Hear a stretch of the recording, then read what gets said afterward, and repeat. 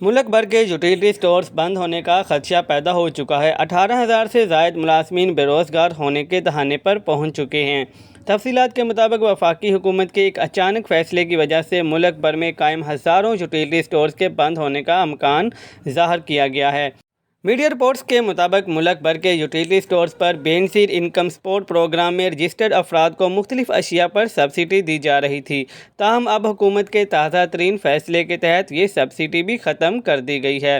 یعنی آئندہ سے ملک بھر کے یوٹیلیٹی سٹورز پر دستیاب اشیاء کی قیمتیں عام مارکیٹ والی ہی ہوں گی، جبکہ میڈیا رپورٹس کے مطابق یوٹیلیٹی سٹور پر دستیاب کئی اشیاء کی قیمتیں تو اب عام مارکیٹ کے مقابلے میں بھی زیادہ ہیں۔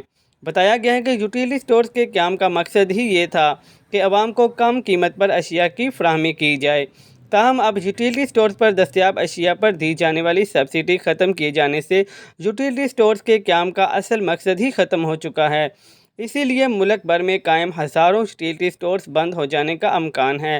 یوٹیلیٹی سٹورز کی بندش سے ان اسٹور پر ملازمت کرنے والے 18,000 سے زائد ملازمین بے روزگار ہو جائیں گے۔